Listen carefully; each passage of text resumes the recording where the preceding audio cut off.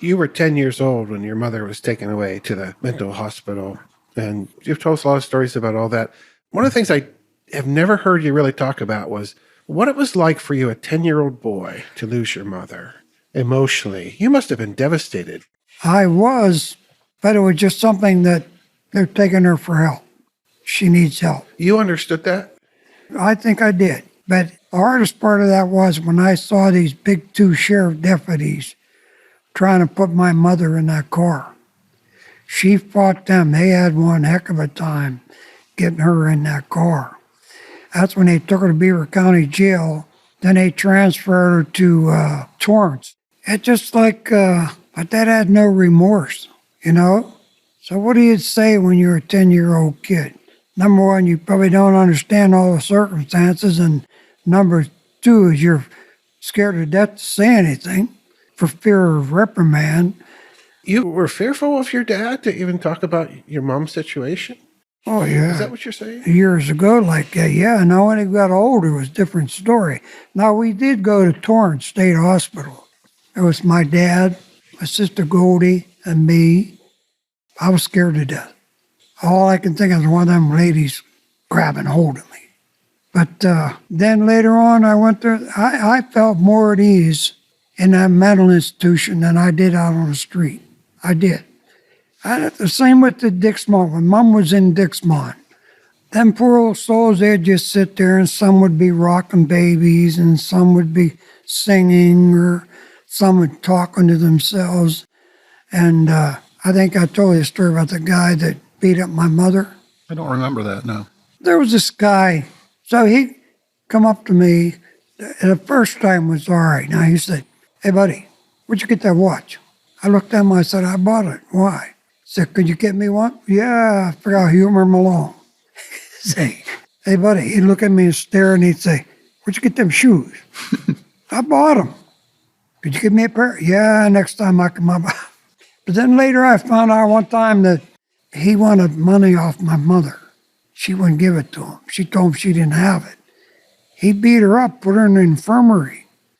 And I thought to myself, brother, if you do anything to her like you did before, I'm going to jail because I'll beat the living shit out of you right there in the hospital. They'll have to put me in jail, get me out of there. What were the times that you missed your mother the most when you were a kid? All the days. Yeah. Oh, I got to tell you this story about, well, we went up, there was Aunt Sylvia and Uncle Pete, Mom and I. I don't know where you kids were. We were sitting out on the park bench out in front of the hospital. This big guy come by, walked the other way, come back, and he walked over to us sitting on that bench. I said, "What's he want?" Mom says, "He wants money." So Uncle Pete put out a nickel. I think I put out a quarter. He looked at quarter, he looked at Pete, and he went, "Meh." They flipped him off. And then he'd walk back and forth on the sidewalk from us with his hands behind him, with that finger up. So he was all right. Cheapskates.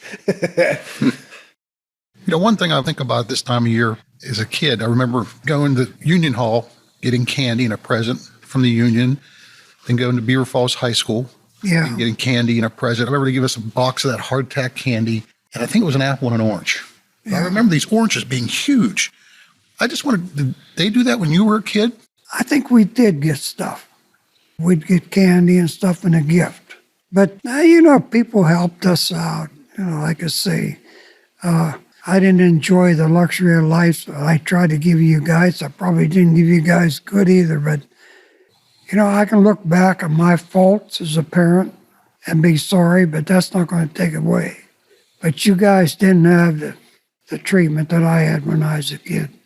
I remember we were working, it was bringing in hay from the field in Dennis Farm. And I remember my dad was doing I was just a little kid, "I'm tired, Daddy, I'm tired, Daddy, I'm tired." "Shut up. Keep up what you're doing." What could I say? You kind of try to erase some of the bad stuff out of your mind. Well, let me ask you this, and you don't have to answer this. Are there things you just don't want to remember? Yeah, the way my dad treated my mother. So you're Christian, you believe in the afterlife, right? You're going to see your dad, your mom, someday, your siblings. Are you anxious to meet people again in the afterlife? I guess that's my question. Is that something you look forward to? Yeah, I do. You wonder what it's like in heaven. You read the Bible, you hear these stories, ministers, priests, and rabbis speak about it. You know, I was listening to Billy Graham this morning a little bit, and he said, if you've accepted God and you have that love for God in your heart and soul, you'll see God eventually. But I wonder what it's going to be like when I die. Are you afraid of that moment? No, no, I'm not afraid. I ask for forgiveness for my sins and stuff that anybody I hurt their feelings, I ask for forgiveness, you know.